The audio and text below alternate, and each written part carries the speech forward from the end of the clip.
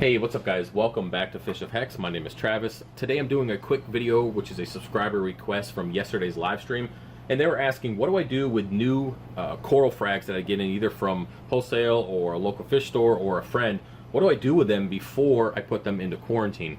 Now when it comes to getting corals, the first thing you want to do is get them from a reliable source. That's going to prevent a lot of pests in general. If you can get it from somebody who has a pest-free tank or minimal pests or just things that are easy to control, that would be your best source of getting coral. Now if you can't get that and you're just going to a local fish store, you definitely want to keep an eye out on the coral before you bring it home to see if there's any bite marks or any kind of pest crawling on the plugs or even on the coral. Look at other corals in the tank to see if they're infected or are there any other pests that you can visually see before purchasing from that actual system. Now, once you get your coral home, what you want to do is remove the plug. Now, I will show you two different methods here with the saw and with my bone cutters. Now, the reason why you want to remove the plug is a lot of pests will lay their eggs underneath, and I don't know if you guys can see with the light, hopefully it's good here, but they'll lay their eggs underneath. Aptasia likes to stay underneath the plug.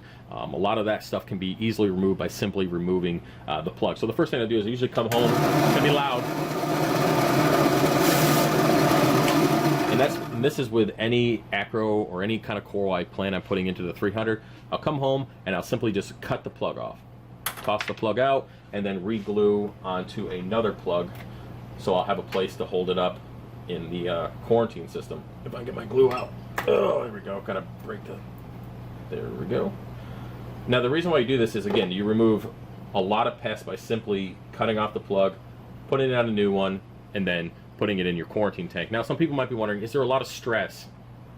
Is there going to be a lot of stress on the coral once you cut the plug? And the answer is yeah, there might be a little bit of stress, but it's better than the stress it's going to have if you put it into a tank and then there's pests eating it. So cutting it really quick with a saw is definitely the method I prefer. But if you're going to use something like bone cutters, you come over here, and as I mentioned in the video, when it comes to cutting anything, you want to take it, put a little bit of pressure, and then twist, and not drop it on the floor, but give it a little twist, and that will take care of it.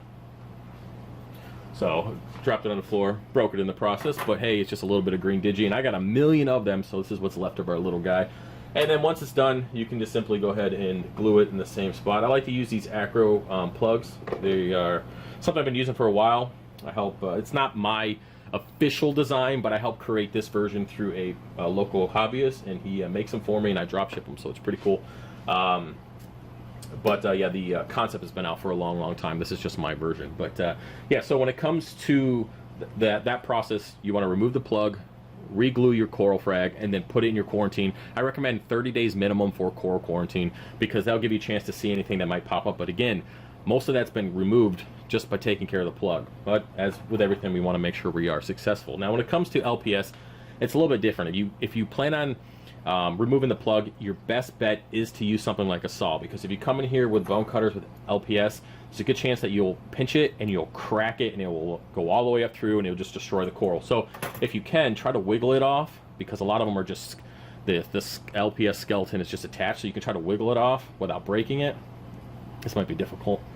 There we go. So you can snap it off there, probably use a toothbrush or whatever just to clean it. Of course you want to dip it during the process, and then you can put it on a new plug, or if you have a saw you can just simply cut it. It's up to you on that. Now when it comes to dip, now I provide coral dip, Coral RX with all my orders, because I want to make sure you guys are successful and you're taken care of. But you can use Bear Dip, you can use Coral RX, there's other different coral dips out there.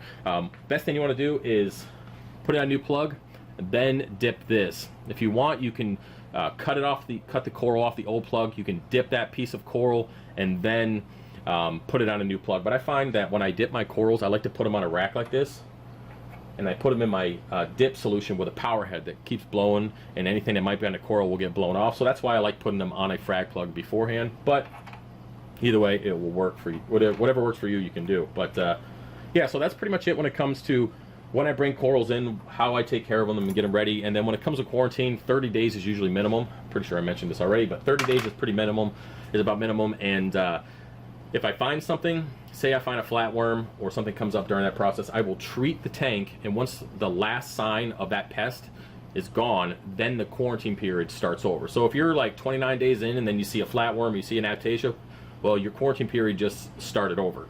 So fix the issue and start the quarantine period over, and you will be better off. Now, a lot of people are probably like, man, that's a shit ton of work. Why do you want to quarantine so much? Why do you got to deal with it? It's for the same reason of quarantining fish. You're going to prevent a lot of headache and stress and just annoyances down the road if you take care of it now and put the time in early. So yeah, that's about it for this video. Hopefully you guys enjoyed it. I hope you guys watched me break my own coral. And if you want to support the channel, check out FishOfHex.com. Don't forget to hit the thumbs up, and I'll see you tomorrow with another video. Right? Peace.